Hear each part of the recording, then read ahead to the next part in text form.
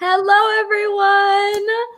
Welcome to The Right Crowd, a virtual author expo. I am so very excited to be joined by a wonderful array of literacy advocates and just so foundational in terms of their own realms of where they advocate literacy, serve their communities, impact students and children. I'm so very excited to get into the conversations today. And I already see that we have viewers on Facebook and YouTube. Hello, watching. Thank you for joining. And this very much is a Q&A panel. As these questions are being asked, be sure to drop a comment, say hello, ask any questions you may have, and absolutely our panelists are more than happy to answer, say hi, and make this as engaging and interactive as possible.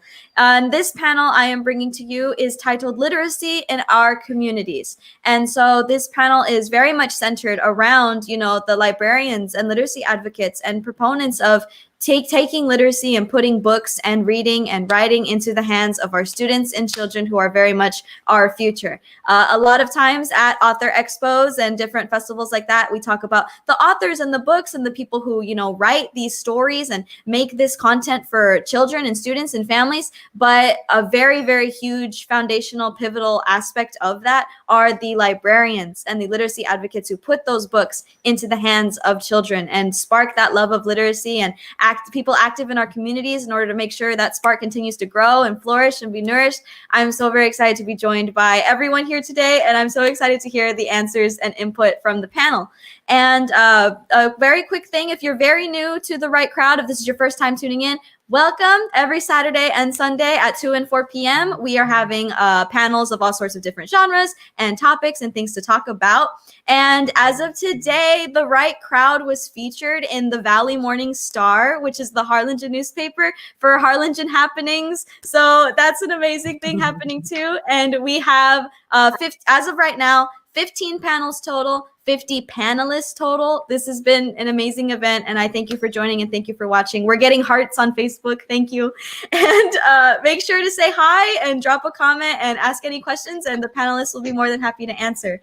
And so I would like to begin by introducing our panelists in order on screen, and we can begin with Jonathon Vasquez. Tell us a little bit about yourself, your position in South Texas Literacy Coalition, as it is so beautifully read on your shirt, and personal, professional, all sorts of things. Tell us a little bit about yourself.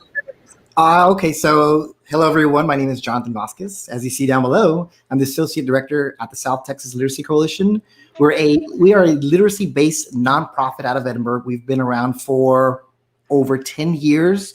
We're best known for providing resources throughout South Texas.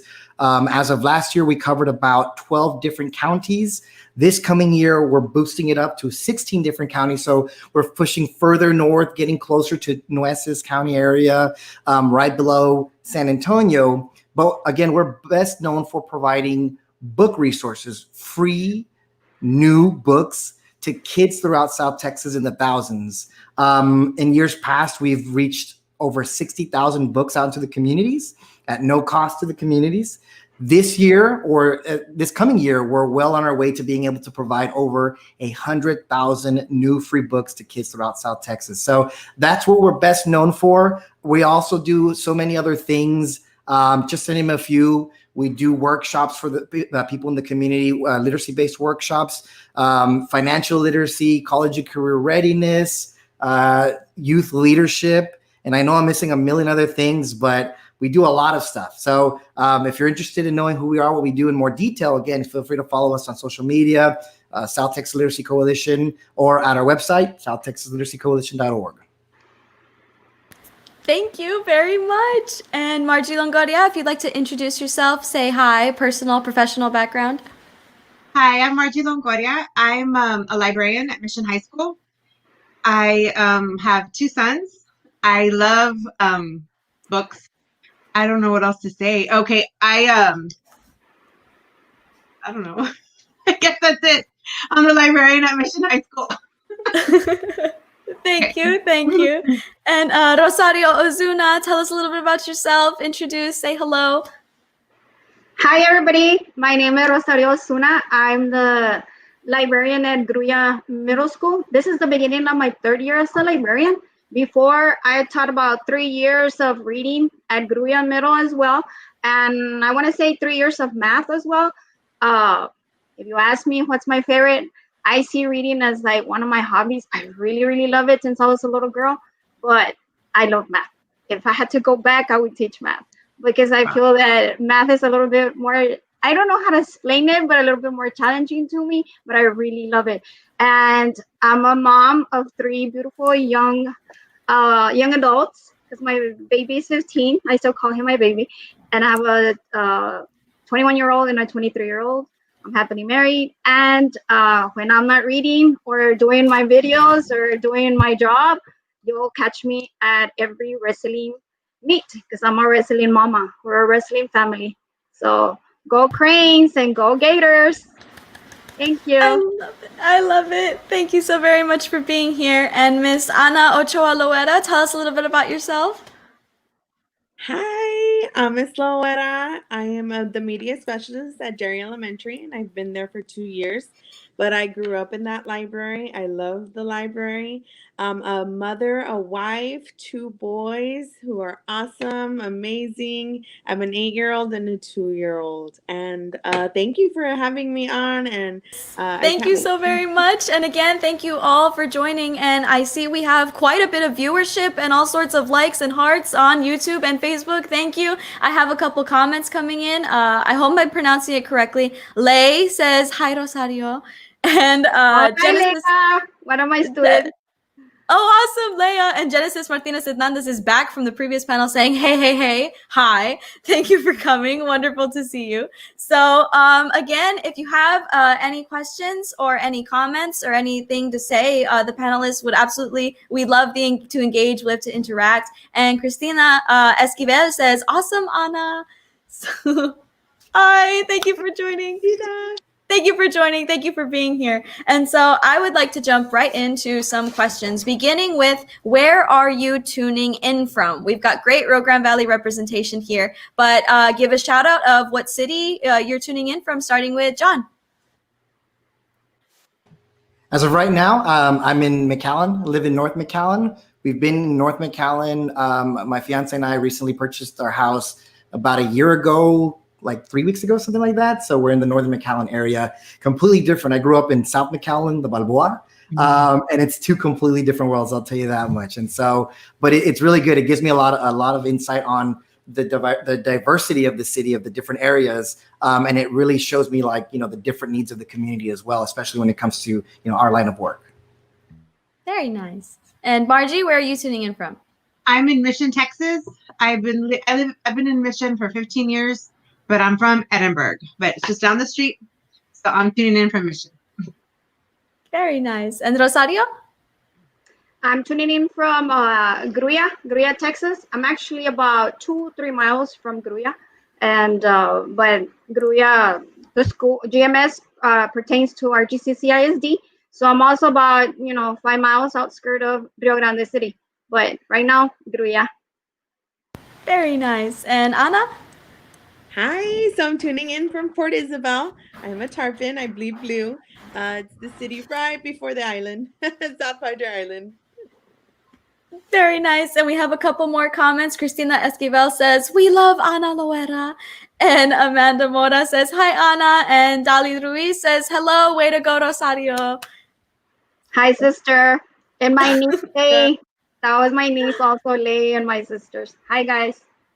And Estea Loera says, love you, sister, at Ana Loera. Hi, sister. Thanks for watching. And Cristina Esquivel also says, go Tarpons! And Veronica Cisneros says, Ana!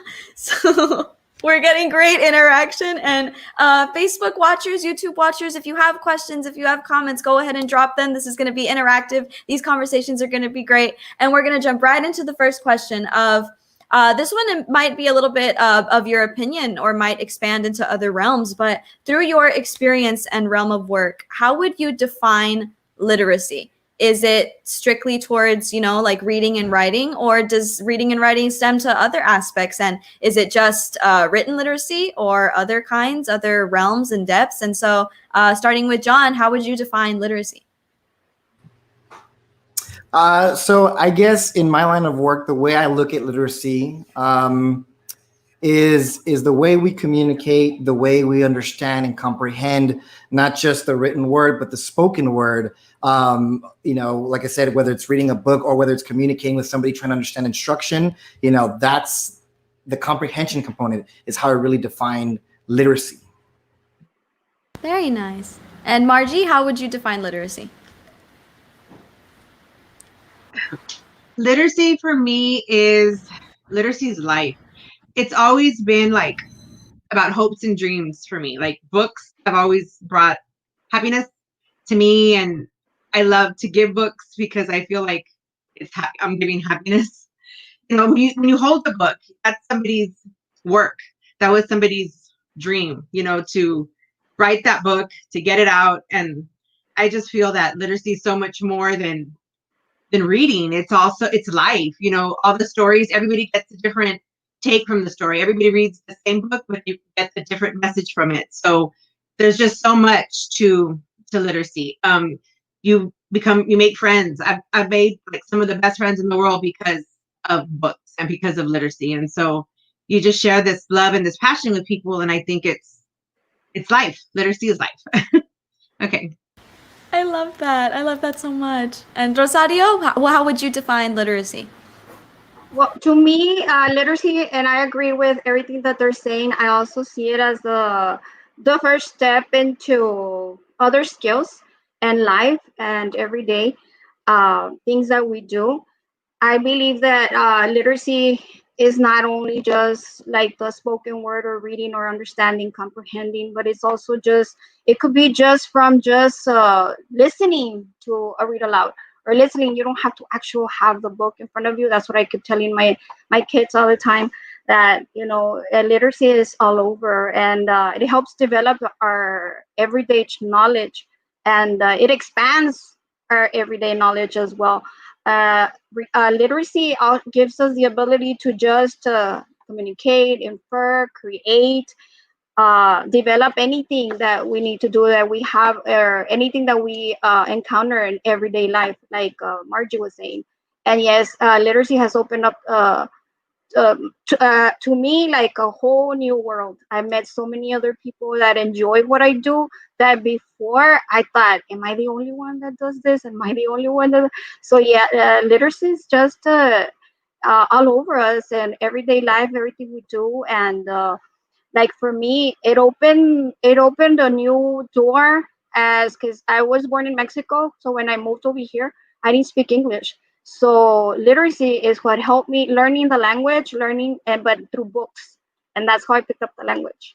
So in that sense, to me, literacy is how it helped me become who I am now. And I'm able to speak the language, understand, comprehend, write the language. So it just it's a little bit more personal on my end.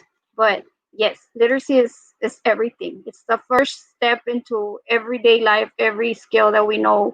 And without that, we couldn't do, what we do now, whether teaching, whether working, and any type of job that we have. But that's how I see literacy. I love that. And just like the connections, there's so many, like literacy is just we put it into this certain tree, but like its roots extend into so many different places. Absolutely. And Ana, Loera, how would you define literacy? So I think literacy is so important. Just like everyone else, I agree. everyday life. You can experience so many things. You can learn so many things. Read a book. My mother would always say, read a book.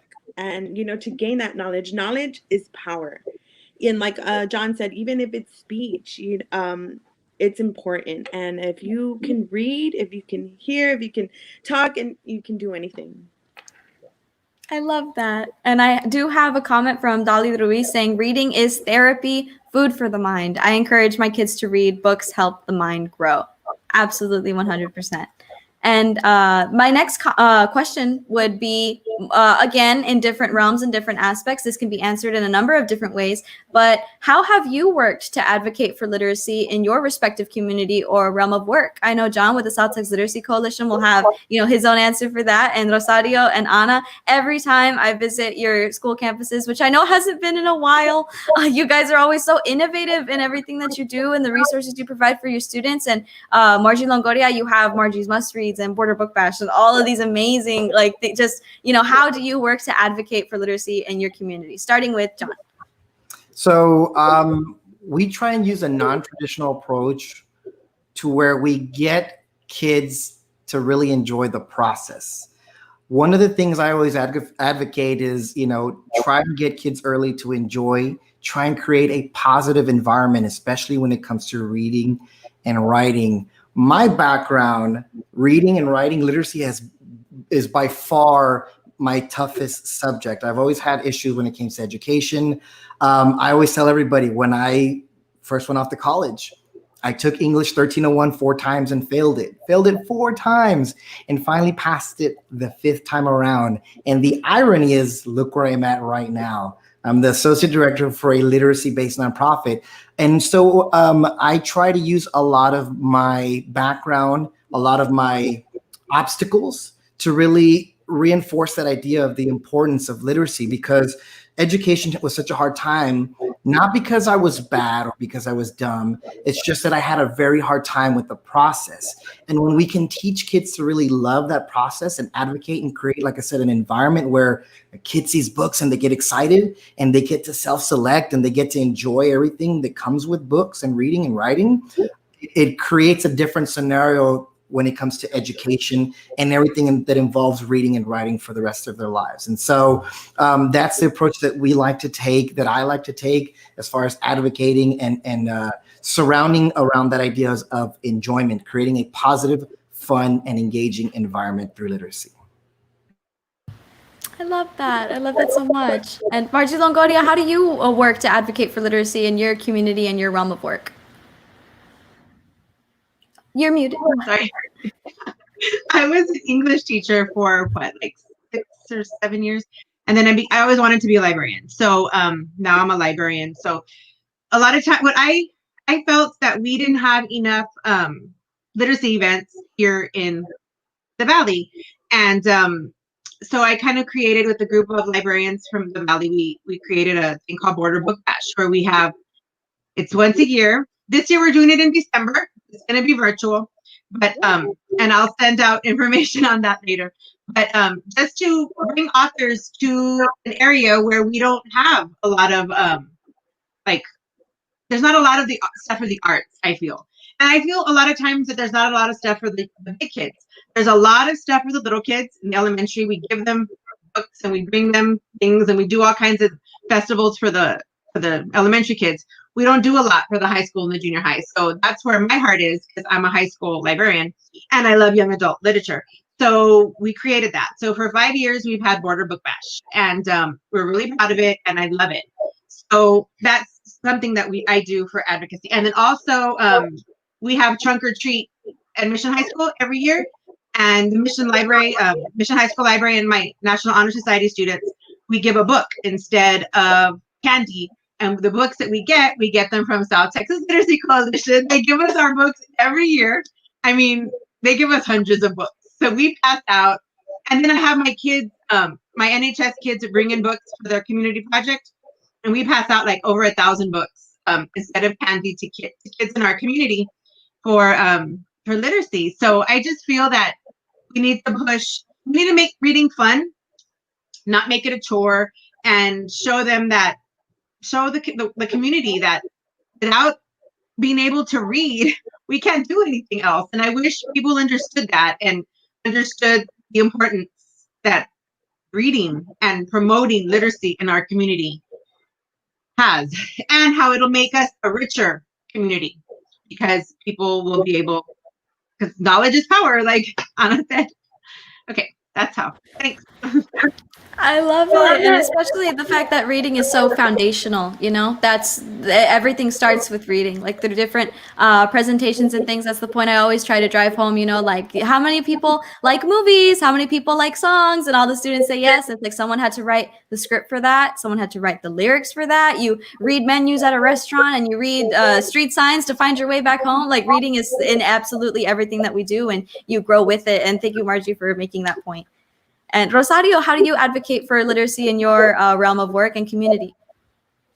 Well, the way I do that is I take advantage of celebrations that are going on through the months, through the weeks, through the school year. I think we all, as librarians, we all do that.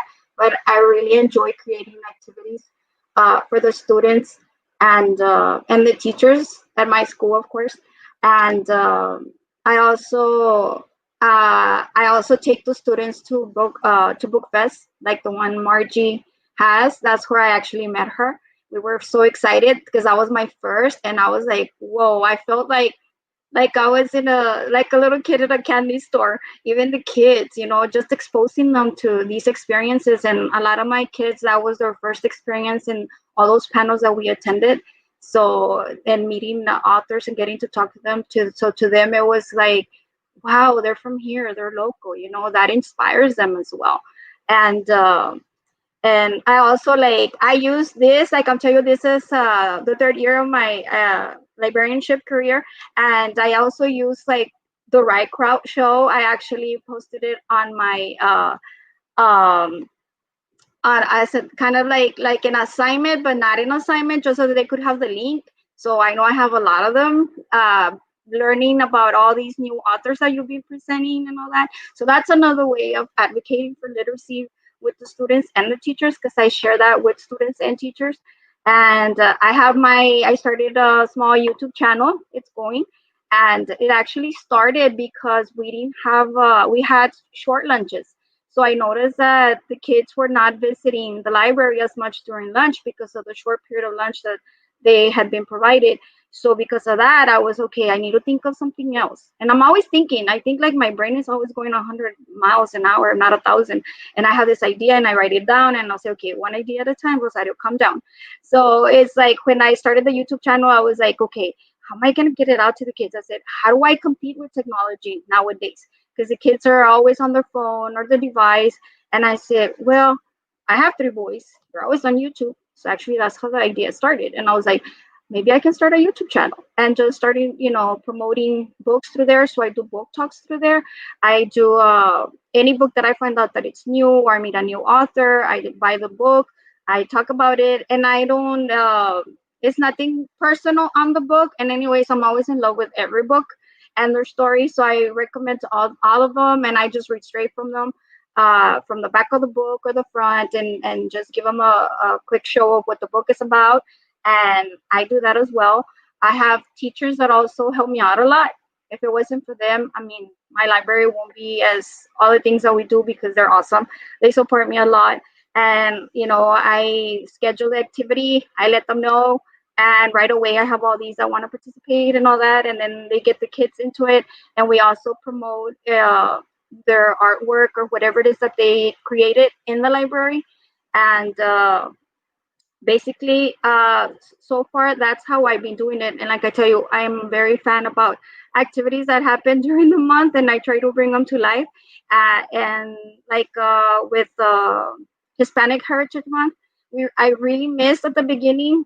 I'll talk about that later because I know there's something that deals with that, but I did miss this at the beginning of the year because I know in the past 2 years, the way I've started the year with the teachers, because I also promote literacy with the teachers, I created a bingo and I provided a luncheon for the teachers, and I used a lot of the local authors because a lot of the teachers were like, oh, I didn't know we had so many local authors and their books are amazing. And Some of them will be like, oh, I can use it now in my lesson.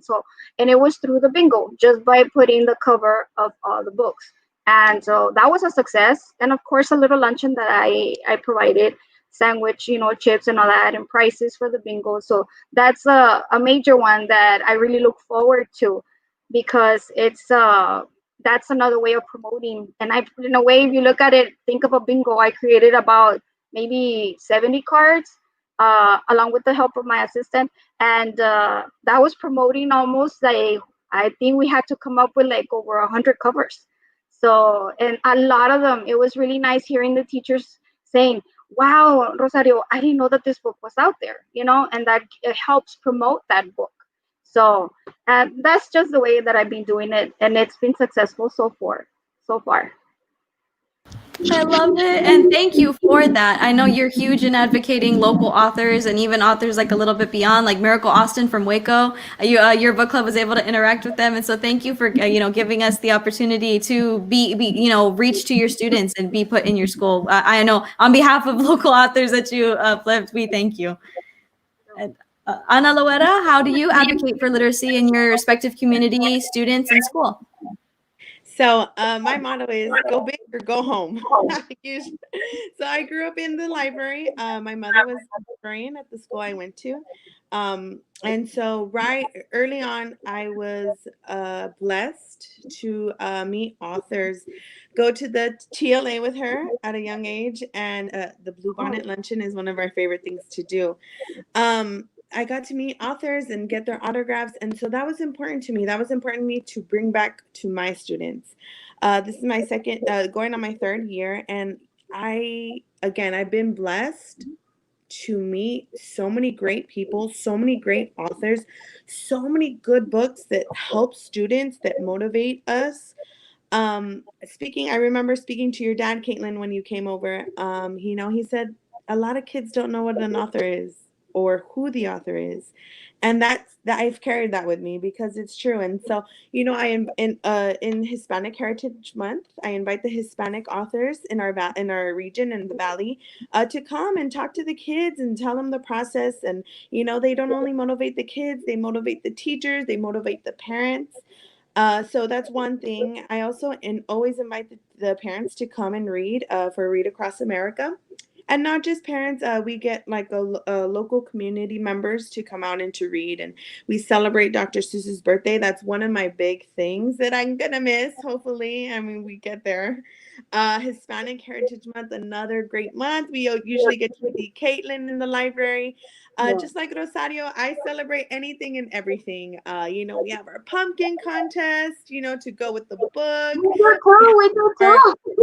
Book parade, character book parade. It's just, again, go big or go home. Another thing, book fairs, I know some students don't have funds, but, grab a book, read it. And so that's important to me. And I've, I mentioned my mother was the librarian for, I want to say she was in the district for 45 years. And I want to say half of those years she was in the library. And so it's important to me to carry that on, because we can get we'll go down to Walmart or anything, and oh, Miss Ochoa, that's my mother. I remember when this and my classmates asked me, does your mom still read? And like the way she would read, and I'm like, yes. And so I want to be able to provide that for my students. I want them to say, oh, Miss Loera showed me the coolest book ever, and I love each student and I want them to love to read. And so whatever it takes, I'm here, and I'm here to give all I can to the students.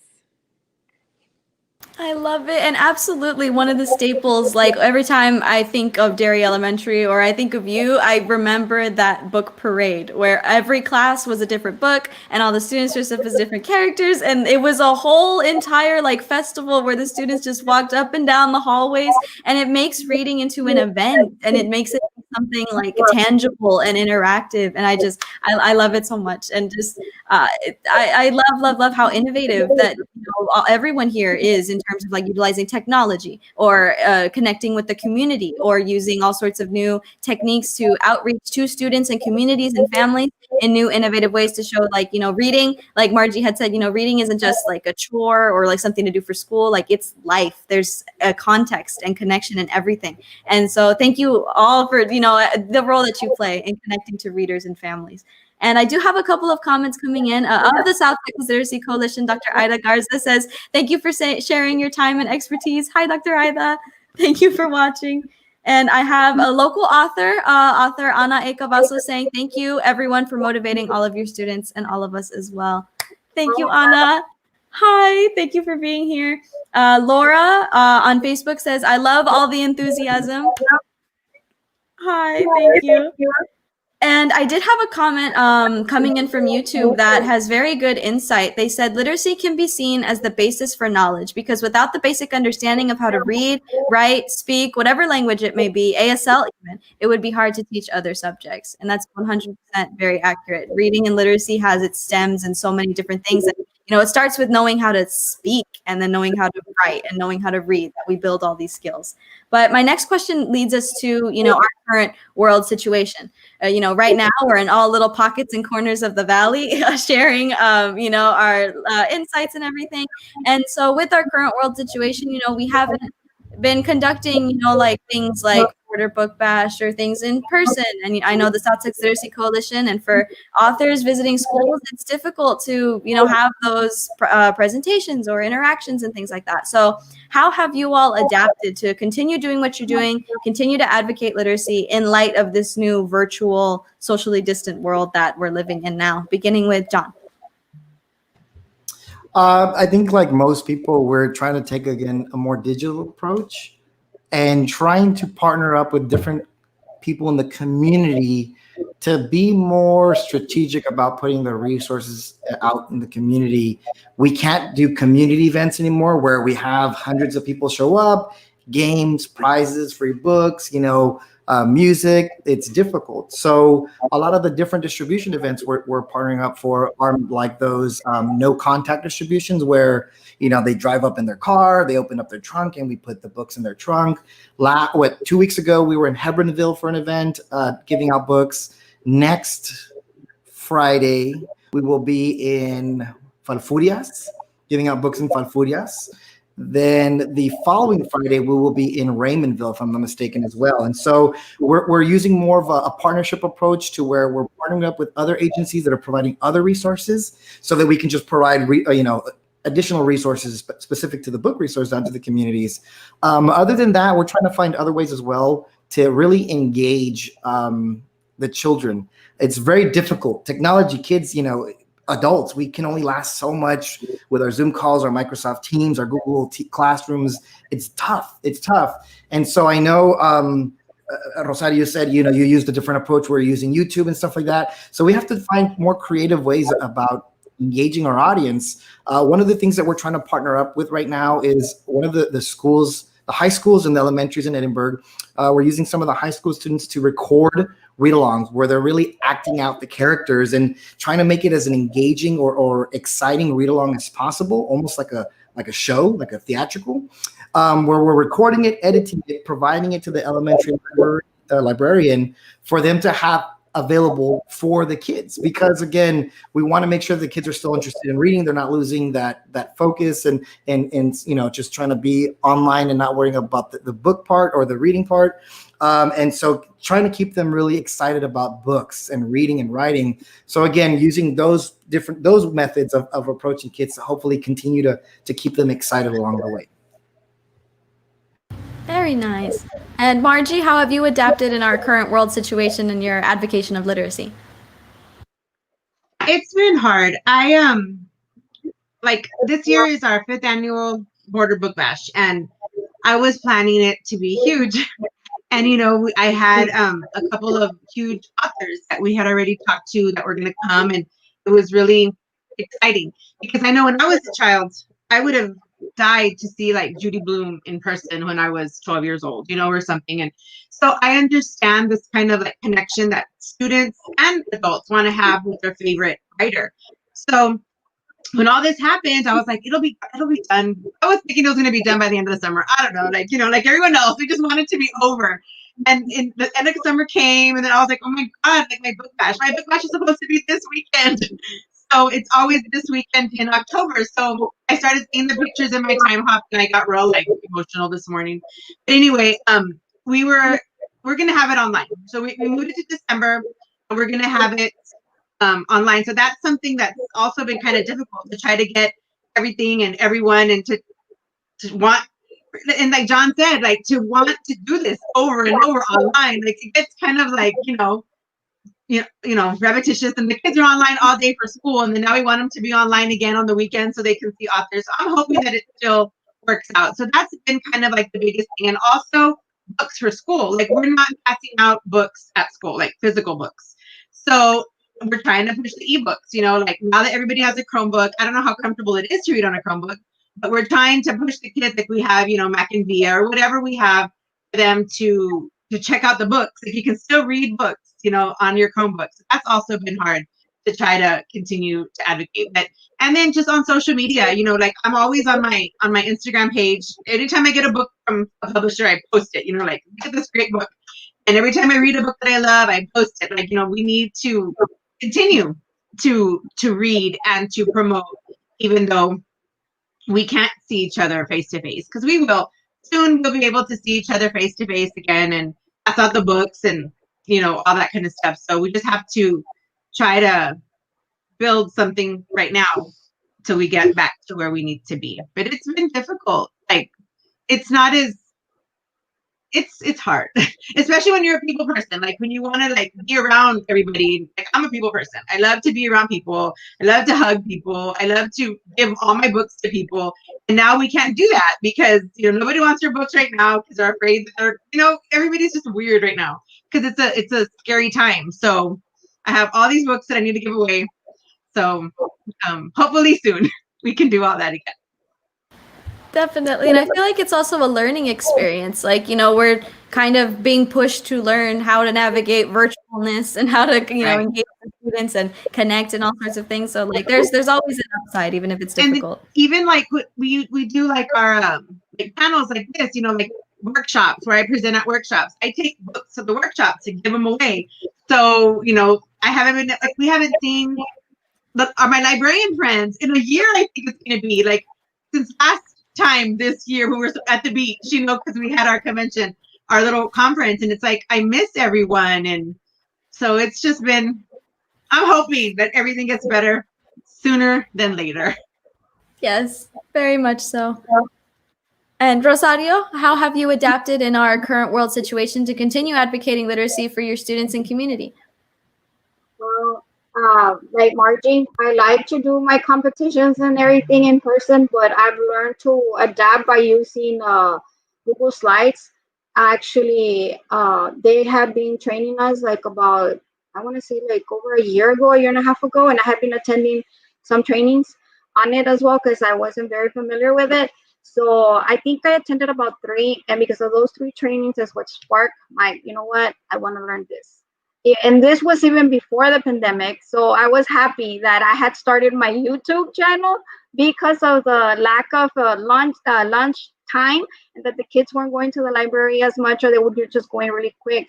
So I was like, okay, this is great in a way. I don't want to sound that, not that, I don't like the pandemic either, but it was that I had already started the YouTube channel. So that has helped me a lot.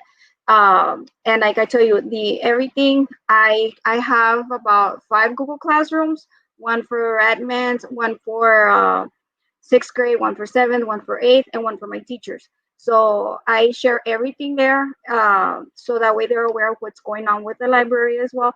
And like I was mentioning, I use Google Slides to create presentations for them. Like Heritage Month, I created and I actually use a lot of the local panel books for Heritage Month, Heritage authors, Hispanic authors, I'm sorry, and they go in and they click on the book, and it takes them to the author's page and all that. So that's I thought that's been innovative with them because they weren't used to it. So, but in order to do something like that, I have to create a how-to video and post it also on the Google Classroom. And if they don't have access to it, then I post it also on my YouTube channel, so that way they can follow. So I know that not only am I reaching out to my students, but other students that follow me and other adults, and I have parents that follow me also on the YouTube channel, and they're able to see the how-to videos there as well. So I know that they're using a lot of apps. I wasn't familiar with a lot of these apps nowadays that we're using that are coming up. So I use YouTube a lot. I Google a lot of the how-to YouTube videos, and I just teach myself. And then from there, I create all these videos and that I share with all the students. I also I use Screencastify a lot, or Screencast-O-Matic mostly, to create screencasts of my read alouds as well. And I always like to follow the rules, and also I always ask authors if I'm gonna do a read aloud of a book. I make sure that I let the author know, I get their authorization, and they give me the set go. So that's how I create a lot of the read alouds as well. And and then I turn them into a YouTube video, and I share it on the YouTube channel as well, or on the Google Classroom, and the kids are following through there, and I'll read a chapter at a time and all that. So I know with Screencast-O-Matic, well, sometimes I don't show my face, it's just my voice, and I add, depending on the genre of the book, is the type of music that I add. I know Miracle Austin gave me her authorization to do her book. We didn't do it all, but we got, I want to say I did finish it all, if I'm not mistaken, and all the chapters are there. So in a way, I see that also as advocating for her book, and that way, yes, because I'll get people that will tell me, but you doing that, aren't you giving the book away? I said, yeah, but hers is a trilogy, so yeah, you get doll one maybe free, but once you get into it, you're like, well, I want to read book two. So that's in a way, I do think about things like that at first, and I'm like, okay, I need to be careful with what I'm doing also, because if that is your only book, of course I'm not. I love to create book trailers, and I know I had your permission to create yours, so it's out there. It had a lot of views. The kids weren't really familiar with that book as well, so that's another way that I've been adapting, by trying to get those books into their hands. And I also mentioned where they can get it, and it was like Anna had mentioned, I know a lot of them might not have the funds, but they do reach out to me, and they'll be like, Miss, do you have it in the library? And actually, I've been I have a lot of them here with me as well, and if they're personal and they want to read it, I lend it out to them, and then they give it back. And but also, I love doing ACE, that's after school centers of education, and that's where I do the book club. And what they do also, they provide all the books for the kids that are a part of the book club, so they get to get a copy. And I do we do deliver them to them personally, of course, wearing our masks, gloves, following guidelines and all that. And but I the other day I had to give some of those books to some of the kids, and they came to my house and I gave it to them. But of course, I tell them, you wear a mask, I wear a mask, and keep our distance. We give the book, and and that's that. But yeah, there's been a lot of different ways how we have to modify it. And especially, I rely a lot on technology. I use my laptop, my phone, my iPad, and my desktop computer. I have four at the same time. I do one thing here, one day another. So like right now, I see all of us on another screen over here. And but yeah, I love technology. I really do. And if I don't know it, I will look for the resources and I will teach myself. I think on that part, I'm very resourceful, and then I'm able to help whoever's asking me for help, or the students and all that. And I love creating the videos. I really do. And I know some of the teachers have mentioned, like, oh, Ms. Ozuna, you're getting more professional. Now you're putting emojis, now you're adding music. Because if you go back to like my first video, I think you can even see me where I was pressing on and one of my boys was like, Mom, you can delete that. I was like, yeah, I'm learning. I said, I got it. Show me how and I'll fix it. And, one little thing at a time. But yeah, I'm relying mostly on technology right now, and learning all these different apps. And so, and our district has been doing wonderful as far as a a lot of trainings with different apps, a lot of things that are out there that are innovative that we're not aware of. And I try to grab from here, and then make it my own. And it all ends up in my YouTube channel as much as I can. So, but that's how I'm handling things right now with my students and my teachers at school. I love it. And it's, taking the, it's kind of a necessity as of right now, like to know technology and know virtualness, but, building on it and honing the skills. It's really great. And Anna, how have you been advocating literacy to your, community and students in light of our current world situation? So, pandemic, no spring break. We did not go back. And so, back in the safeguarding, those trainings you go to came into play. That's what they were for. So, at the end of this last school year, I would record myself doing the read along, and we still had AR, and we were still doing AR points, and I had a Google Classroom just as well, and we kept it all through the summer. There was no summer reading program, which I usually promote and here for my community, the public library. And so, just celebrity read-alongs, I would share them on Facebook. I have some a lot of parents on my Facebook page. Celebrities, LeVar Burton, Butterfly in the Sky. He had this cool little weekly thing that I would share all the time. And so this year, technology, it's just, that's what I'm doing right now. We don't have any kids on campus. And so there's no library time because, there's other things. And so I've not seen any of my students, and, just helping with tech right now. Like Rosario said, all those apps, you got to know them. You got to know what they're about, how to troubleshoot, things like that. So, but in my own home, I have a third grader. So, we started Amazon Prime, thank God. We started Flat Stanley, so I've given him my time too to help him, motivate him to read. So just, that's about it. Technology. Thank you. And I do have a couple of comments coming in. A local author who was on a panel yesterday, David Leja, says, thank you to all of you for promoting literacy here in the RGV. Hi, David. Thank you for watching. Thank you for joining. And Sita Jimenez on YouTube says, way to go, wonderful people. Yay! Esmeralda on YouTube says, Miss Ozuna is an amazing librarian, no doubt about it. She's always trying her best, and I think to most of the book club kids, she's like a second mother to us. Well, I see her as a second mother. Thank you for tuning in, Esmeralda. I know you were on the previous panel as well. Thank you. And again, to anyone on Facebook or YouTube, if you'd like to say hello or drop a comment, please do.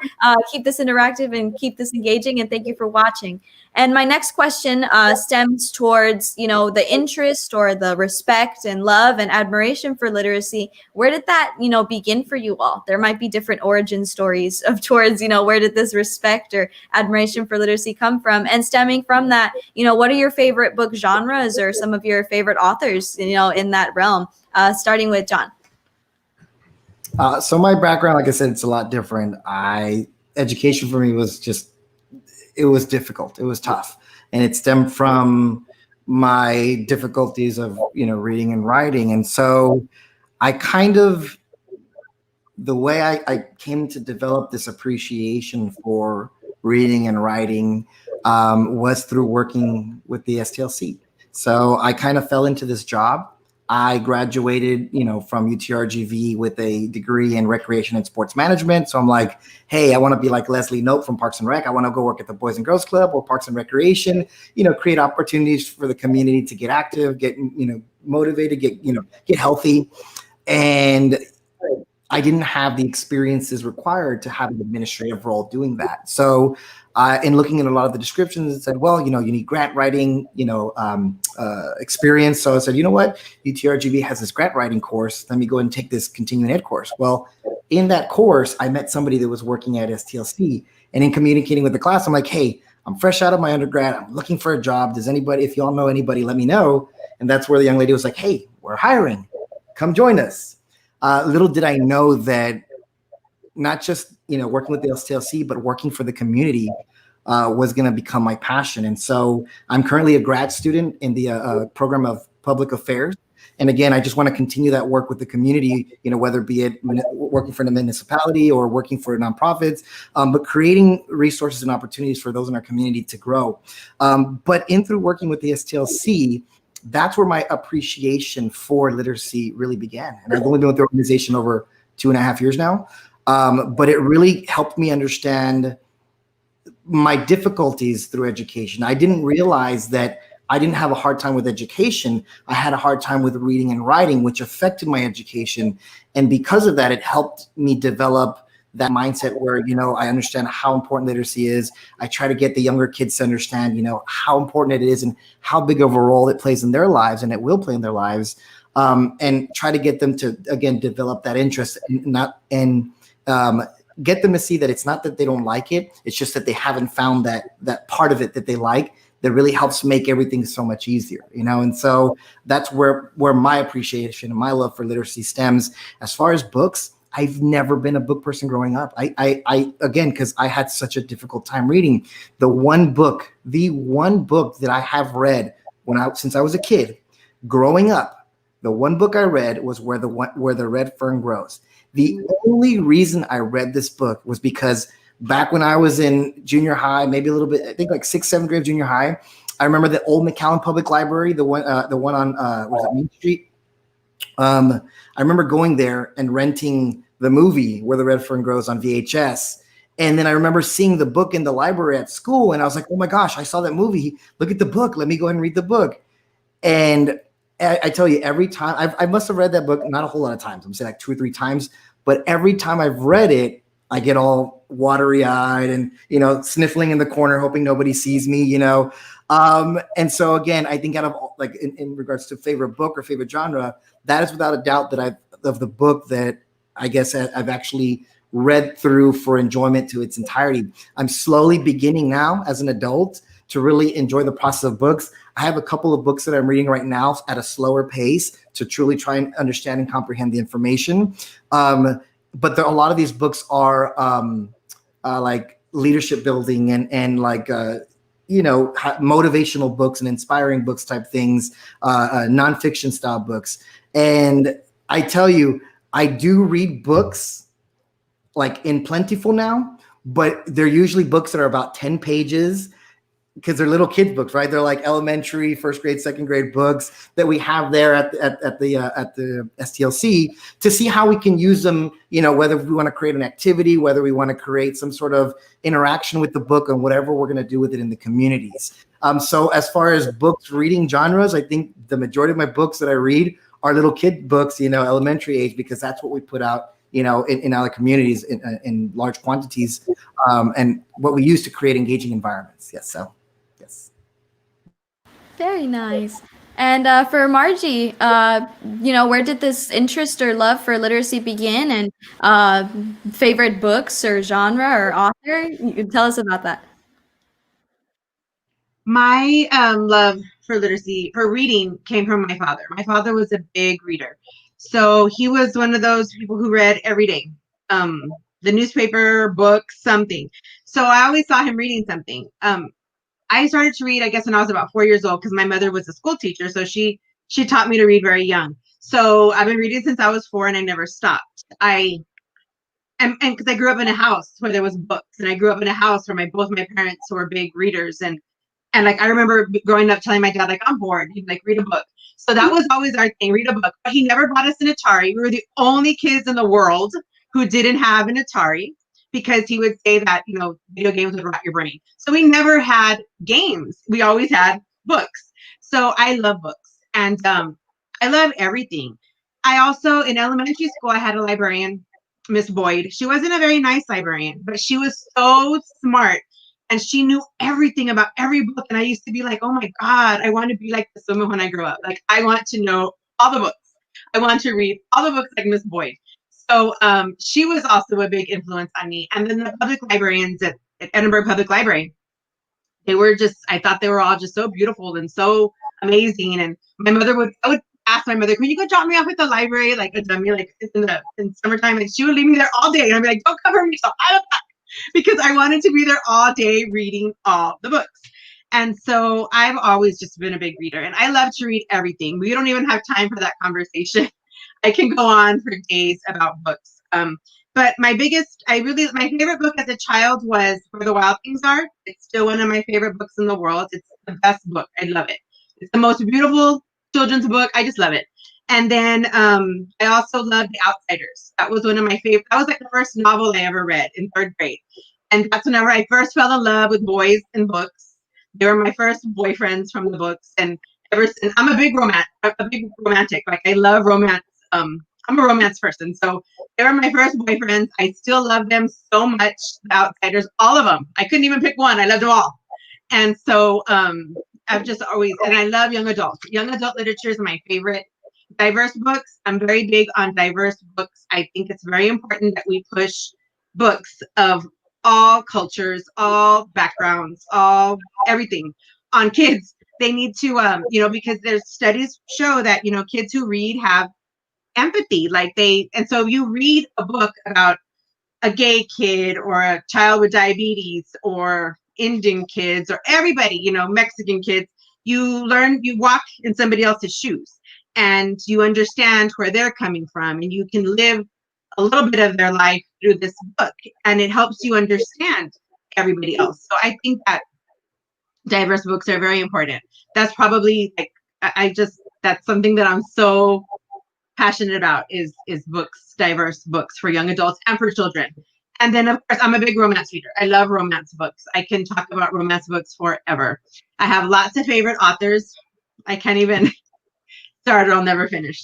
So that's pretty much. Oh, and Jane Austen. She's my favorite. Mr. Darcy forever. Okay. I was going to say, I was like, Jane Austen. I think every time I hear her, see her name.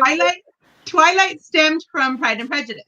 Twilight is a vampire, Pride and Prejudice. So Edward is Mr. Darcy. So there's my love for Edward. Everybody's Mr. Darcy when you think about it, because Pride and Prejudice is like the original romance book. So I'll fight with everybody about it. Like, I will go on forever about how Pride and Prejudice is the original. But yes, Mr. Darcy forever. I love it. And Rosario, where did your interest in reading and literacy stem from, and any favorite genres or authors that you like to read about? Well, my story is a little bit different. Like I mentioned before, I was born in Mexico, went to school in Mexico all the way to 6th grade. I had always been a reader, Spanish books, of course. I'll never forget Don Quixote de la Mancha. Don't remember the author though, but I read that book when I was in 5th, 6th grade. And like I said, I've always been a reader, but when we moved to the United States and I started school here, I've always been right when it comes to school, bookworm, you name it. But not knowing the language was killing me. Not knowing how to speak English, not knowing that there was so many books. It was like a whole different world once I moved to the United States and I started, attending American school. And well, I had passed to 6th grade, and it was about mid-October that we moved into to the United States that we immigrated over here. And I had already passed to 6th grade. So they demoted me to 3rd grade. And good thing that I had always been so little and chiquita, short, so petite back then. So nobody knew that I was a 6th grader. But I just didn't speak the language, because back then we didn't have what the kids have now. Back then it was more like, and I don't like to say it, but it was more like sink and swim. I remember that I did have like one assistant that would go and pull me out to teach me like 30 minutes English vocabulary words and all that. So where did I find my hub? I was always a reader. I was always reading, but it was Spanish books. But I wanted to learn the language. So I thought, you know what? The library. So I started going to the library, and the assistant helped me a lot. And I remember telling her that, I want alphabet books, color books. So I started with that, like baby books. And I remember they used to make fun of me, because it was like, you're in 3rd grade, you're not supposed to read that. I was like, well, I knew what I was doing at that time, even though I was a 3rd grader, but in the body of a 6th grader, literally, but mentally a 6th grader, but in the body of a little 3rd grader, I should say. So that's how it started, and how I fell in love with the English vocabulary. And I'm still learning. the language. I'm still, all the vocabulary is from the books. I keep telling my students, you don't know the world that just knowing all the vocabulary in a book it's going to open and help you with. And even like that, I still feel that my vocabulary is not where I want it to be. I still have to think. Growing up in the ESL program it's challenging because I don't know how to explain it when I try to explain it to people, but I feel that I think in Spanish in my head, and I have to like quickly translate as I'm speaking to you all as well. So just going into the library, that was my hub. I was there like every day in the morning. And if I had time after school, if my bus was on one of the last ones, I was in the library until the librarian would be like, it's time to go, Rosario. And I was like, okay. And I would, anybody that remembers me from high school, junior high, they'll tell you, yeah, you would always see her with a stack of books. But it wasn't so much for, it was just the knowledge that I wanted to gain from like just picking up the language and learning how to speak the language. Once I picked up the language, which was third, fourth grade, fifth grade, and I passed to sixth grade, I only attended sixth grade for one semester. And my grades were super high. Like all the teachers started noticing that, because I've always been really good in math ever since I was little. So math, and I used to hate word problems because I wanted like a perfect 100, and I couldn't because I didn't understand the language, or I understood half of it. Little by little, I started picking up the language, and I would just read. Like I told you, I started with alphabet books with colors, and then from there I went into the smaller books for first, second grade level books, and then by the time I knew it, I was already reading chapter books, and I understood what I was reading, and that's where I would pick up the language. And you would always catch me with a dictionary, even until now. I still use a dictionary a lot. My phone, I translate. I call my sister. She's a Spanish teacher. She kept up with the Spanish really well. She's very good about the acentos. Way to go, Fatima. So I call her, hey sister, how do you know? Because I lost track of the accents, and so I forgot, so I have to ask for help and all that.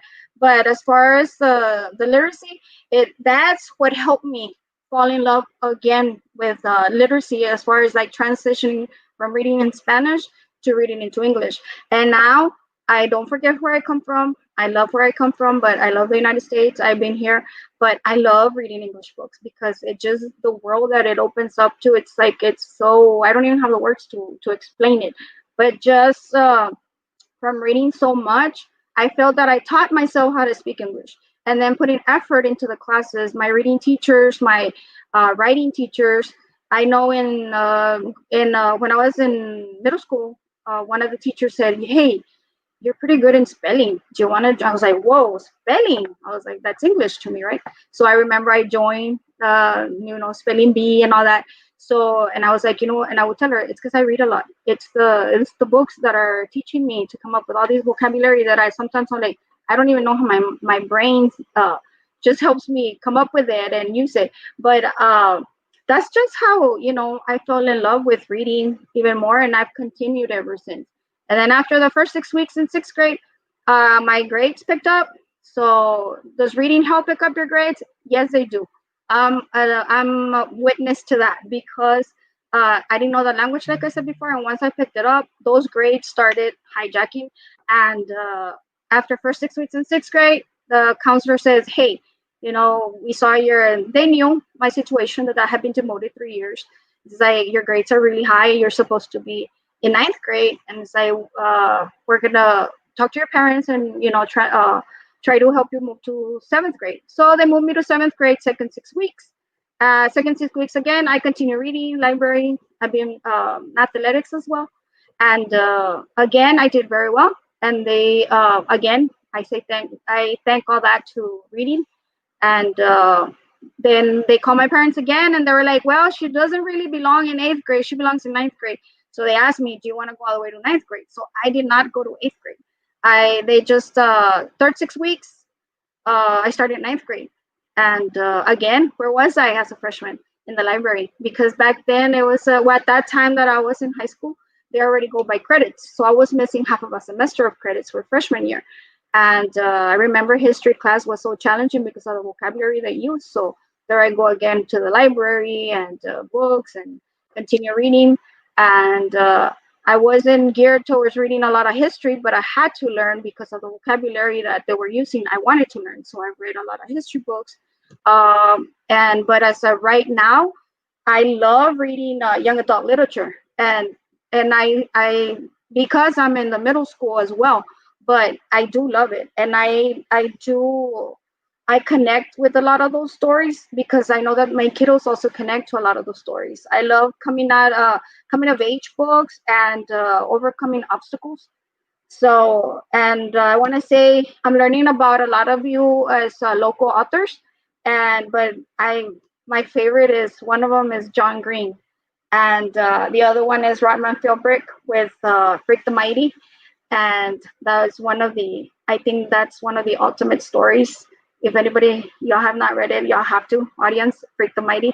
It's in back in what I think it was published in the 90s, and I read that book over 7 times, and I will not give up reading that book in my book club because I want to expose the kids to that one. And I know I'm already involved in my personal likings there, but once they see it and they read it, then they go and watch the movie and we compare. But it's like that's one of my ultimates, and Neil Gaiman, and I really love Neil Gaiman as well. And those are some of the authors that I grew up reading. And like I tell you, and right now I'm learning about all these cool new local authors that are out there. Because I'll be honest with you, I had never, even though I have that passion for reading and books and this and that, I had never met a local author. I had never, and not because it's your show here, but Katelynn, you were the first one I met. And after that, it was Mr. Degollado. And then one at a time. From one, it was like a domino effect. You meet one, you meet the next, you meet the other one, and it was really cool. And then we had Miracle Austin. I invited her to meet with my book club this summer. And Katelynn, she's a famous at our school. Everybody's like, when's her next book coming? And ask her about our next book. So they're kids. I asked her. They want to know about your next book because they feel that it was I don't want to say it, but it was really awesome. Yeah, the other side of the law. But that's how my love for literacy started, and it's still evolving and it's growing. And the more authors I meet, the more books I get in my hands, the more excited I get. I'm just excited about everything that I do. I put passion and effort into all that I do. But that's how my story started, and it's still continuing. Wonderful. And thank you again, just like the support from local authors and like for local authors, and just, for the book kids, club kids watching, 2021 is the year. It's going to be our year. We're trying and we're going. Grad school's busy and all sorts of different things, but new books to come. But for Ana Ochoa Loera, how did literacy begin for you? Your respect, your interest, your admiration, and what books and genres do you enjoy right now? So again, I grew up in the library. Right when I started school, my mother was the librarian, so I got to shelf books. I got to hang the magazines back in their little magazine thing. Newspapers. My mother would order newspapers. I would stack them, and just I got to grow up in a wonderful place. So my mother, at my 3rd grade year, handed me Roald Dahl, Charlie and the Chocolate Factory. And from there, I fell in love with Roald Dahl. Then I went on to the BFG. So I always tell the students, I read the BFG before it was even a movie. And so, one of my Virginia Hamilton, The House of Dries Deer is another one of my greatest favorites that I'm always recommending to the students. My respect for literacy came as a parent. I had my first child, and he was by himself for 6 years. And so, you get in the groove of things, kinder, pre-K, kinder, and then last year, 2nd grade hits and comprehension comes into play. And it's like, whoa, I never had trouble with comprehension and reading and loving to read. And, he loves math. And so, it taught me something else. It taught me that comprehension is another big thing of reading. And we need to start that at an early age. And so it took my take as a librarian to start plugging in those fundamentals for the early childhood, for pre-K, for kinder. Why does he look this way? Why do you think he's upset? And so, and the respect. And then along came my second child. He is 2, and he's, having a little bit of problems with speech. And so literacy comes to play. I'm always reading, I'm always talking, always like, what's this? What's this? And so again, knowledge is power. It's so important. I liked what Margie said, diversity. So anytime I think of one of my favorite books or one of the books that I just loved, I think about going through school, So 3rd grade, Charlie and the Chocolate Factory. 5th grade, The House That Dries Deer. And then we get To Kill a Mockingbird. And then we have, let's see, I can't even think about it right now. Oh my gosh, Lenny. And anyways, so like moving on, the Eyes Were Watching God, Sherlock Holmes, The Turn of the Screw, all these. Eli Weasel was such a big part in high school for me. I read all of his books, and Eli Weasel, he has a trilogy about the Holocaust. And so I love history, I love mystery, and I never put down his book. And I honor the Holocaust in the library as well. Just another thing, not, they're elementary, so not too much, but I acknowledge that day. And so the love I had for books and different books, the diverse books that I was able to read. Sherlock Holmes, The Hounds of the Baskervilles, I could not put down. It was just so, mystery is a big one for me. And I love to read. Right now there's not a lot of time, we're all busy and things like that, but anything now with, as a parent, anything like self-motivating, The Secret, I always go back and read The Secret. Parents, anything with parenting, I said my younger child's speech, and so I'm always reading, I'm always trying to engage, how am I gonna help him move on, and then for my older son, I'm trying to read all these, trying to get all these newer books, like Hank the Cowdog. How could I forget, so different things like that. And, he's more of like the I Survived books, I survived. And so it goes into history, and so it pulls that out of him, and he loves things. And so, boy things, because, I'm a girl, so you don't have to now I'm like, boys things, and what are we doing over here? And so that's how I love the reading and literacy and the love for the library. I really do. I love it. Thank you so much. And I do have a couple of comments coming in. Dr. Aida Garza says, these are amazing stories. Thank you, Dr. Aida. And I know Esmeralda from the book club said, just random topic. I love how unjudgmental libraries and librarians are. I don't understand how they do it, but I love it. And I agree completely. Stemming from that is Manuel Ruiz saying librarians are awesome. The 2 I had during middle and high school helped me read out of my comfort zone and introduced me to worlds I would have never known otherwise. Thank you for all you do. Thank you for watching, Manuel. Thank you. And so I think we have time for maybe 1 or 2 more questions, but I do want to ask that for librarians or for educators or literacy proponents and advocates, what advice would you give, either from your own personal experiences, like with, your own children and your own families, or librarians in the school setting, or, for literacy advocates in the general community? What advice would you give about advocating literacy and reaching those communities? Jon? I guess 2 different points. The first one is for parents or anybody out there. The main thing, one of the best things you can do, from my experience, is engage with your kids as early as possible through reading. Even if your child cannot read, that doesn't mean you cannot engage the reading process with them, where you're telling them the stories. Then you give them the book, and they're going to start saying the story kind of by memory, kind of making it up along the way, not really reading it, but developing that interaction and that engagement to where it's a positive environment. That goes such a long way. Even parents who, down here, we have a lot of Spanish speaking cultures, a lot of parents who don't speak English, which again, sometimes might be deterring for them. But the same thing, grab a book, even if you can't read it, make up the story for these kids to where you're creating a fun and a memorable environment for them. The second thing is, especially, and I'm gonna talk about a specific group, which are teenagers, specifically boys. I was a teenage boy at one point. The hardest group of people's to get excited about reading, from my experience in working through literacy, is teenage boys. And one of the things I try and utilize when we're engaging either through workshops is finding something that they can relate to. And I say this out loud so that everyone else out there can try and do the same. I know video games. I'm a big video game person. I love video games ever since I was a kid. But anytime, like, for example, if I go and I do a workshop on writing, teenage boys are the hardest group of kids to get a piece of or pencil and put down thoughts on paper. It just doesn't work.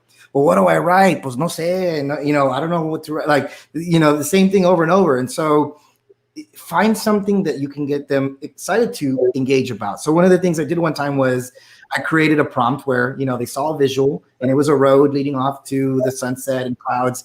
And I said, write about this, anything, 2 minutes, go. And they're like, pues no sé. And they just sit there. So I said, okay, anybody want to share? Nobody had anything to share. We did it one more time. Okay, one more time. I'm going to show you a different picture. You have 2 minutes and write about the picture, anything you want. And they were like, oh, again, we couldn't write the first time. What makes you think we can write the second time? So the next picture I showed was a picture of Fortnite, the video game, and the characters fighting each other. And all of them went, whoa. And they got, they started talking about this and they started talking about that. And I go, stop talking. Put what you're saying on paper. That's what I want right now. I want your thoughts to be on paper. And all of them were 100 miles an hour, writing down. And the 2 minutes were up, and anybody want to share? And all of them wanted to share their thoughts on the game. And I was like, okay, look, let's talk about your thoughts. So we talked about their thoughts and this and that. They're like, oh, I love this game because of this. And one person put, oh, and then even there was girls in the audience, or they were talking about how their brothers spent like, I don't know how many $100 one time without their parents knowing on the video game. So everybody had something to say about it. And so that's why I kind of try to emphasize out there is find a way to connect your audience, especially teenagers, children, whoever you can, with reading and writing through their interests. That's the gateway to get them interested. Because once they develop that interest, it makes it a little bit easier to begin the process. And once the process becomes easier, then everything after that, like we say, if you can teach a kid to read for fun for the rest of his life or her life, everything that involves reading is going to be so much easier. And that's the biggest advice that I can give to everybody out there. Wonderful. Thank you so much. And Margie, any advice to librarians, educators about advocating literacy? For me, it's to let them read what they want. I'm not a big pusher of you can only read in your level. You can only read this book because you're a boy. Only read this one because you're a girl. You let them read whatever they want to read. Whatever they see in the library that they're drawn to, that's what they should read. Whatever they see at the bookstore, that's what they should read. I also don't believe in pushing books. You show them the book that you want. There's this book. If you guys like it, if somebody likes it, they will take it. If somebody doesn't like it, well, then you know what? We have other books. There's so many books in the world that kids can read. They don't have to read what you tell them to read. They don't have to read what level they're on. They can read whatever they want. And maybe they'll struggle. Maybe they won't understand. Maybe it'll go over their head. But that's not the case. The thing is, it doesn't matter. They just need to read what they want to read. That way they learn to love books. They learn to love reading. They learn to pick their own books and own it. I used to let my 8th graders, whatever you want, I don't care.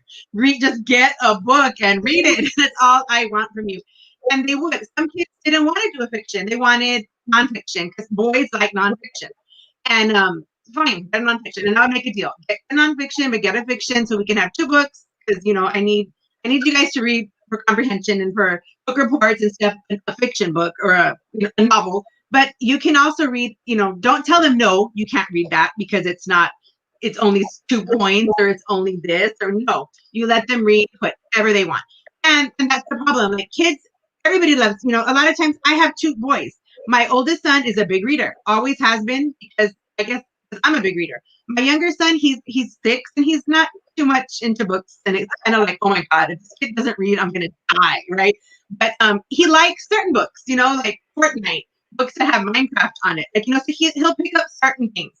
Whereas Michael would read everything in the world. So you just need to let them read what they want to, and it's not true when they say that kids don't like to read. They need to just find what they like. They need to find an author they like, a genre they like. They need to find something they like, and then they will continue to read and read and read. So that's my biggest advice, is just to always let your kids read what they want to read. And that, I think that's very, very important. So that's my soapbox. I love that. And honestly, it's 100% true. Like coming from the perspective like of the reader. Like I know my childhood librarian and through elementary school, at the time she was Wanda Albrick, now she's Wanda Campo. Every time I would always go into the library and I would have to, please, please. Just, I think the limit was like when I was like, just let me do 3, please, please, please. And I would ask, for the recommendations and things. And even if it was outside of my level or, oh, it's only so many points, like she was always, always, always, okay, well, what do you want to read this time? And what do you think is that? And she'd give a recommendation. And if I didn't quite like it, she'd turn around and give something new. And it's that engagement and interaction. Like, Esmeralda mentioned it before on YouTube and on Woodways as well, that, you all's influence and support is so imperative and foundational in building that. So thank you for that. And also, I think it's really important for libraries to understand, like librarians, that we need to build collections around like our communities. We need diverse collections. We need a book for every student in your school, so we have to keep it diverse and colorful, and it just we need to be able to give the child, if he comes and says, I want a book about welding, I better have a book about welding, because that's just, I'm very like, and I do, like, I'm crazy when it comes to collections. Like, I want to make sure that everybody comes in and walks out with the book that they want. So I think that's important too. Wonderful. Thank you. And Rosario, any advice to librarians or educators or literacy advocates in terms of, making those connections and advocating literacy? They took my ideas as well. I share the same idea. I believe in that the student should read what he or she wants to read. And they go to the library and ask, hey, I want a book. Like, I know I have a student that reads a lot about fish, and my collection is not big, nonfiction, on fishing and all that. So I've been looking into my budget so that I can get more books just for that particular student, because he's always asking. He's like, I'm almost done with the reading. That was before the pandemic, of course. And yes, and I understand, like, as librarians, we have to grow our collection, like Margie mentioned. But sometimes, unfortunately, it has to do with our budget. How much are we allocated? And we have to use it wisely. And I have to also look into, okay, how many. I do also do ask the students. When we were going into the library before pandemic, I do like a little survey, and they do tell me, or even my book club members as well. Because before the pandemic, I was having book club also in the morning. So sometimes I've gone to have one in the morning, one in the afternoon. So I do have like a big size of kids in there. So I tell them, well, what is it that you're interested in reading? Because, like, I'm telling you, this is the beginning of my 3rd year. I just finished 2 full years, and I am always saying I'm learning mode. I still don't know all the books out there. I'm always open-minded. I want to learn. I want to, hey, tell me, what is it? And they're the ones that have also helped me know, hey, miss, this book is out there that I didn't even know. Or there's this collection out there that it's a trilogy or it's a series, and they ask me for that, so I bring it in. So I noticed that they had been attending more because they were seeing books that it's what they wanted. So I concentrated a lot on my first year, because I was like, I'm not going to put books that it's like what I want, right? It's what they want. So I was like, how do I do it? So it was what they wanted. And I noticed that some of the books, it was maybe 4, 5, 6 graders that were asking for it. And I felt like, okay, well, that book is like maybe a higher level book, but I was like, who am I to tell them not to read it? Because I was barely getting to know all the students, their levels, everything where they were at. And just because they say, I want to read, this huge, thick chapter book, that doesn't mean that the child can't read it or is not there. So I do let them read it. And some will say, Miss, is it very challenging? I said, you know what? Just take it, give it a try. And then you be the judge of your own, if you understand it or not and all that. But I also like, well, right now with everything that's going on, technology is playing a big,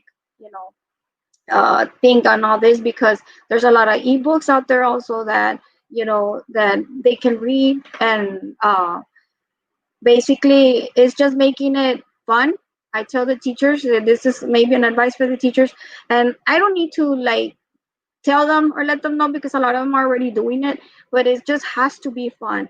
I know that reading can be challenging for some, or like the boys, because I have boys, and growing up they were readers. They were, back in the elementary where I was at before in La Jolla, they were millionaires by October.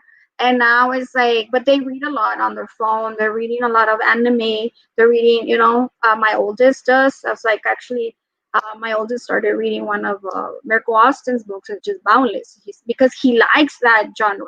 So it just depends on what they're interested in, and just let them read the genre that they're interested in. And of course, if the parent comes and tells you or gives you a phone call, hey, I don't want my child reading that type of genre, well then we don't. Because I remember I did have one incident.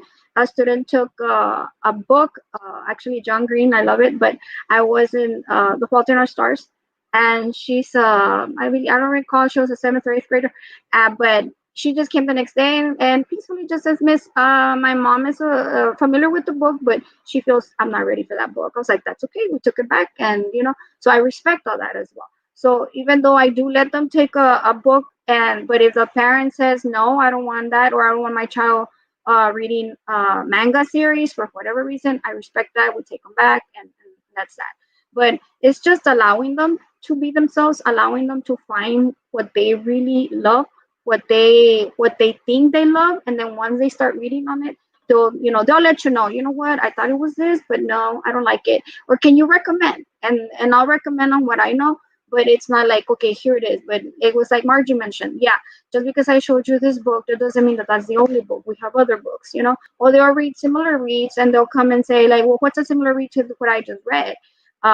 Okay, and if I'm not familiar with the book, because I'm not familiar with like all over, I don't know, there's millions of books out there, I would say, okay, well, tell me a little bit about what that book was about.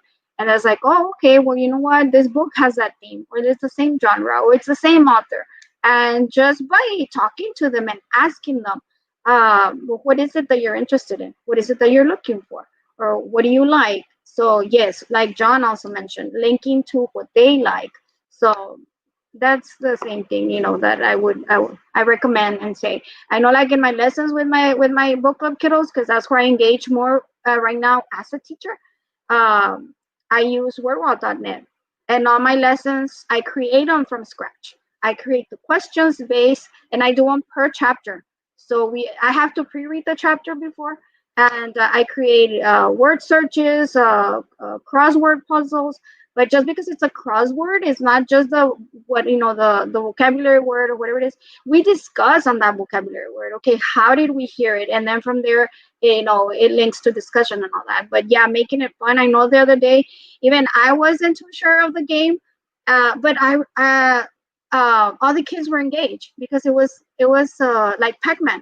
After the like Pac-Man, I think we're all familiar with Pac-Man, following the little color dot, eating it and all that. Those, I don't remember what they're called.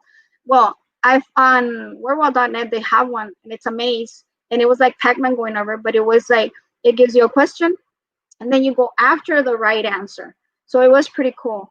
And I created it like after we read the chapter. Like I tell you, we read the chapter, we discuss verbally, and then I do that activity with them. We read another chapter, I create, I have an activity already ready, and I've been creating them all on wordwall.net, and they're all fun. They love the word searches. They're able to interact.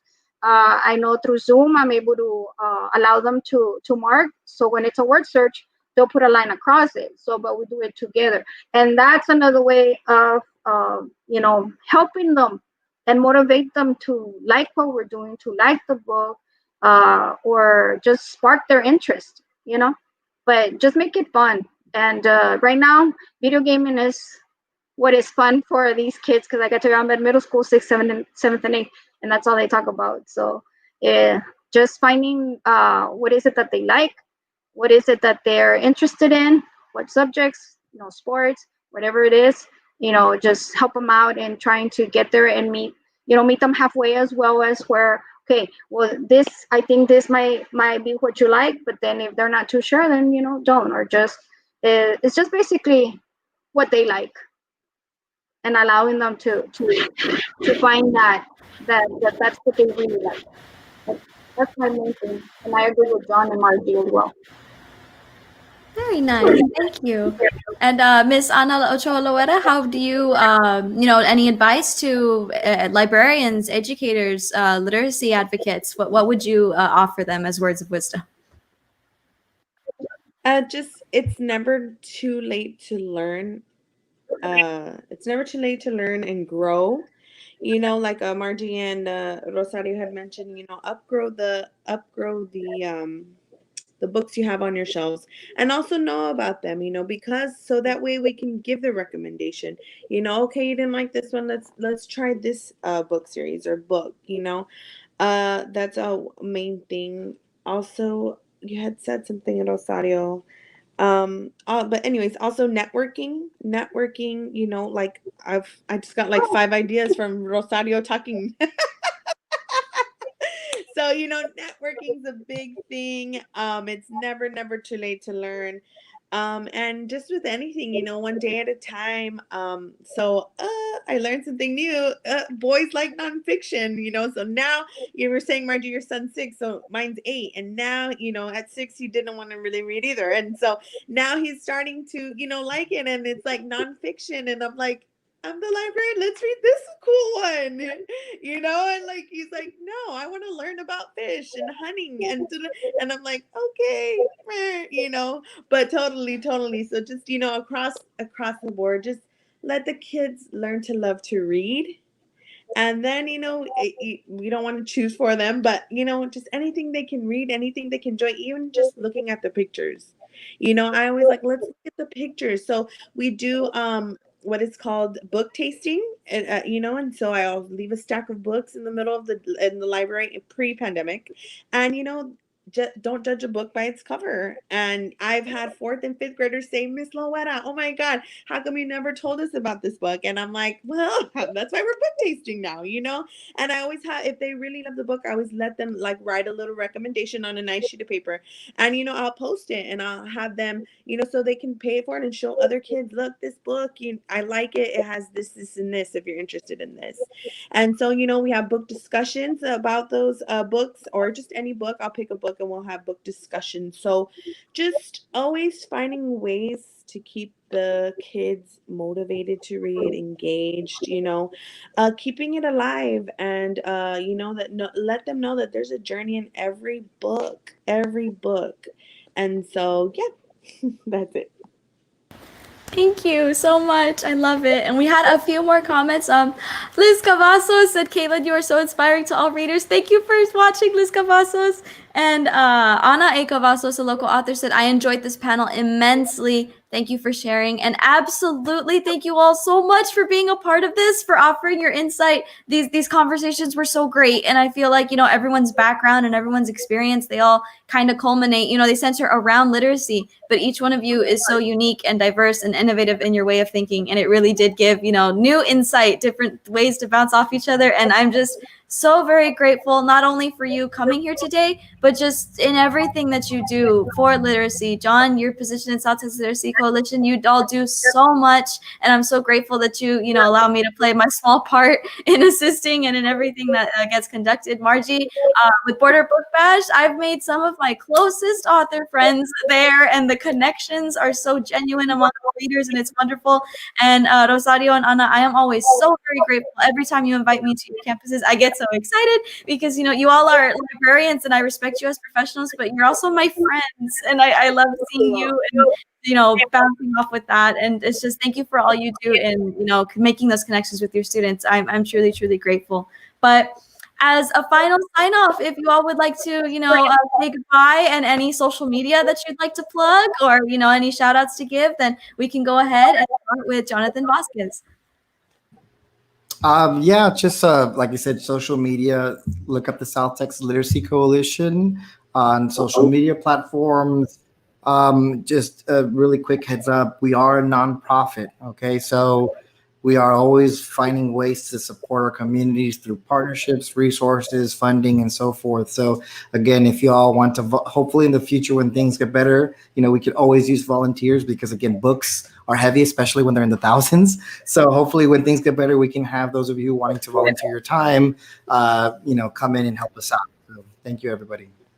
I have Instagram. I'm on Instagram at Margie's Mysteries, and I usually post what I'm reading there all the time. When I get books in from publishers, or when I read something that I love and I want to share. So that's usually where I share my stuff.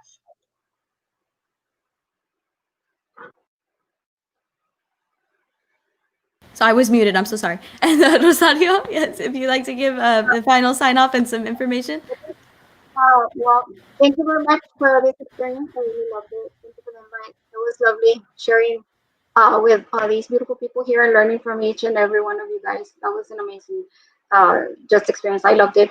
And as many of you know, it's just follow me at one book or novel at a time. That's my YouTube channel. And I tweet once in a while. I'm still learning at one book or a novel. And I will end mine like I end all my YouTube videos. Just my signature logo on my YouTube channel is, don't forget, everyone's a reader.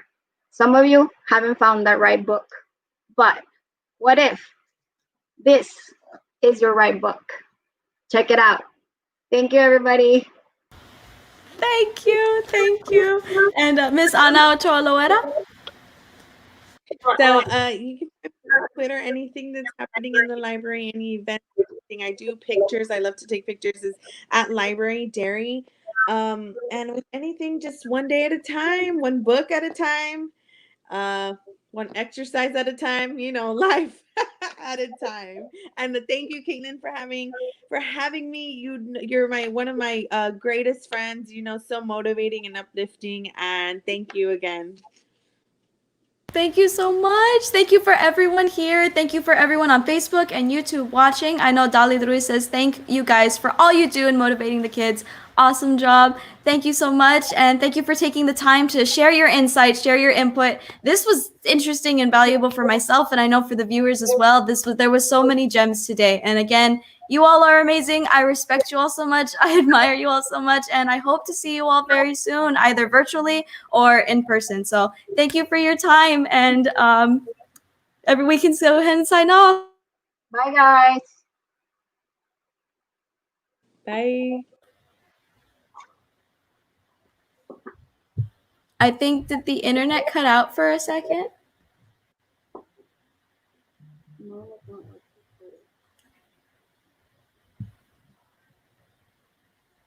I think there's some connectivity issues on my end, and I apologize, but can you all hear me and see me?